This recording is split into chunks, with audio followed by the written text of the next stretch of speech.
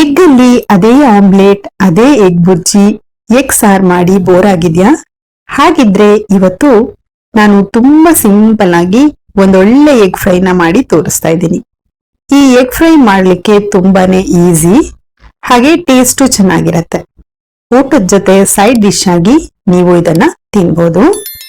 Egg fry ಮಾಡ್ಲಿಕ್ಕೆ ಬೇಕಾಗಿರುವ ingredients ಅನ್ನ ನಾನು ಡಿಸ್ಕ್ರಿಪ್ಷನ್ ಬಾಕ್ಸ್ ನಲ್ಲಿ ಕೊಟ್ಟಿರ್ತೀನಿ, ದಯವಿಟ್ಟು ಚೆಕ್ ಮಾಡಿ. ಈಗ ಎಗ್ ಫ್ರೈನ ಯಾವ ರೀತಿ ಮಾಡೋದು ಅಂತ ನೋಡೋಣ. ಮೊದಲಿಗೆ ಬೇಯಿಸ್ಕೊಂಡಿರೋ ಎಗ್ ಅನ್ನ ಸಿಪ್ಪೆ ತೆಗೆದು ಕಟ್ ಮಾಡಿ ಇಟ್ಕೋಬೇಕು. ಎಗ್ ಅನ್ನ ಆಯಿಲ್ ಅಲ್ಲಿ ಫ್ರೈ ಮಾಡ್ಕೊಳ್ಳೋಣ. ಒಂದ್ ಪ್ಯಾನ್ ನ ಬಿಸಿ ಮಾಡ್ಲಿಕ್ಕೆ ಇಟ್ಕೊಂಡು 2 ಟೇಬಲ್ ಸ್ಪೂನ್ ಆಗುವಷ್ಟು ಆಯಿಲ್ ಅನ್ನ ಹಾಕೊಂಡಿದೀನಿ. ಆಯಿಲ್ ಬಿಸಿ ಆದ್ಮೇಲೆ ನಾವು ಮೊದಲೇ ಬೇಯಿಸಿ ಸಿಪ್ಪೆ ತೆಗೆದು ಕಟ್ ಮಾಡಿರೋ ಎಗ್ ಅನ್ನ ಒಂದೊಂದಾಗಿ ಪ್ಯಾನಿಗೆ ಹಾಕೊಳ್ಬೇಕು. ನಾನಿಲ್ಲಿ ಟೋಟಲ್ 4 ಎಗ್ ಅನ್ನ ತಗೊಂಡಿದೀನಿ. ಎಗ್ ಅನ್ನ ಹಾಕಿ 2 ಸೈಡ್ ಚೆನ್ನಾಗಿ ಫ್ರೈ ಮಾಡ್ಕೊಳ್ಳಿ. ಸ್ವಲ್ಪ ಕಲರ್ ಚೇಂಜ್ ಆಗ್ಬೇಕು, ಲೈಟ್ ಆಗಿ ಗೋಲ್ಡನ್ ಬ್ರೌನ್ ಕಲರ್ ಬರಬೇಕು. ಆ ರೀತಿ ನೀವು ಎಗ್ ಅನ್ನ ಫ್ರೈ ಮಾಡ್ಕೊಳ್ಬೇಕು. ಎಗ್ 2 ಸೈಡ್ ಚೆನ್ನಾಗಿ ಫ್ರೈ ಆಗ್ಬೇಕು. ಚೆನ್ನಾಗಿ ಫ್ರೈ ಆದ್ಮೇಲೆ ಅದನ್ನ ಒಂದು ಪ್ಲೇಟಿಗೆ ತೆಗೆದು ಇಟ್ಕೊಳ್ಬೇಕು. ಈಗ ಅದೇ ಪ್ಯಾನ್ಗೆ ಒಂದು ಬಿಗ್ ಸೈಜ್ ಆನಿಯನ್ ನ ಕಟ್ ಮಾಡಿ ಹಾಕೊಳ್ಳಿ. ಸ್ಮಾಲ್ ಸೈಜ್ ಆನಿಯನ್ ಆದ್ರೆ 2 ಆನಿಯನ್ ಅನ್ನು ಕೂಡ ಹಾಕೊಳ್ಬಹುದು. ನಾನಿಲ್ಲಿ ಬಿಗ್ ಸೈಜ್ ಆನಿಯನ್ ತಗೊಂಡಿರೋದ್ರಿಂದ ಒಂದೇ ಆನಿಯನ್ ನ ಕಟ್ ಮಾಡಿ ಹಾಕೊಂಡಿದ್ದೀನಿ. ಆನಿಯನ್ ನ ಸ್ಲೈಸ್ ಆಗಿ ಕಟ್ ಮಾಡಿ ಸೇರಿಸ್ಕೊಂಡು ಆನಿಯನ್ ನ ಚೆನ್ನಾಗಿ ಫ್ರೈ ಮಾಡ್ಕೊಳ್ಬೇಕು. ಆನಿಯನ್ ಎಲ್ಲ ಚೆನ್ನಾಗಿ ಫ್ರೈ ಆಗ್ಬೇಕು, ಆ ರೀತಿ ಫ್ರೈ ಮಾಡ್ಕೊಳ್ಳಿ. ಆನಿಯನ್ ಚೆನ್ನಾಗಿ ಫ್ರೈ ಆದ್ಮೇಲೆ 2 ಗ್ರೀನ್ ಚಿಲ್ಲಿನ ಕಟ್ ಮಾಡಿ ಹಾಕೊಂಡಿದ್ದೀನಿ. 6 ರಿಂದ 8 ಕರಿಬೇವಿನ ಎಲೆನ ಕಟ್ ಮಾಡಿ ಹಾಕೊಳ್ಬೇಕು, ಫ್ಲೇವರ್ ಚೆನ್ನಾಗಿರತ್ತೆ. ಎಲ್ಲ ಚೆನ್ನಾಗಿ ಫ್ರೈ ಆದ್ಮೇಲೆ ಅರ್ಧ ಟೀ ಸ್ಪೂನ್ ಆಗುವಷ್ಟು ಅರಿಶಿನ ಪೌಡರ್ ಅನ್ನ ಹಾಕೊಳ್ಬೇಕು.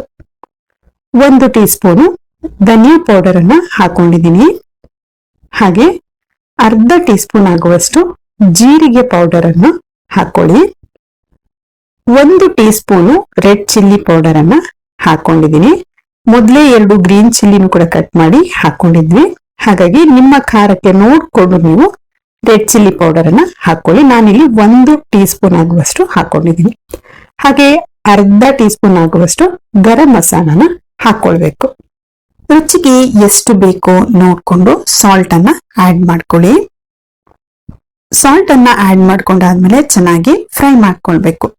ನಾವು ಹಾಕಿರೋ ಪೌಡರ್ ಮಸಾಲಗಳೆಲ್ಲ ಚೆನ್ನಾಗಿ ಫ್ರೈ ಆಗ್ಲಿ. ಯಾರೆಲ್ಲ ಇನ್ನು ನಮ್ಮ ಪೇಜ್ ಅನ್ನ ಫಾಲೋ ಮಾಡಿಲ್ಲ, ದಯವಿಟ್ಟು ನಮ್ಮ ಪೇಜ್ ಅನ್ನ ಫಾಲೋ ಮಾಡ್ಕೊಳ್ಳಿ, ಹಾಗೆ ಸಪೋರ್ಟ್ ಕೂಡ ಮಾಡಿ.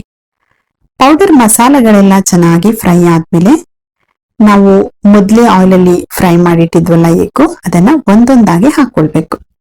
ಎಗ್ಗನ್ನ ಹಾಕಿ ಮಸಾಲ ಎಲ್ಲ ಎಗ್ಗಿನ ಮೇಲೆ ಹಾಕೊಂಡು 2 ಸೈಡ್ ಚೆನ್ನಾಗಿ ಫ್ರೈ ಮಾಡ್ಕೊಳ್ಳಿ. 2 ನಿಮಿಷ ನೀವು ಇದನ್ನ ಚೆನ್ನಾಗಿ ಫ್ರೈ ಮಾಡ್ಕೊಂಡ್ರೆ ಸಾಕು.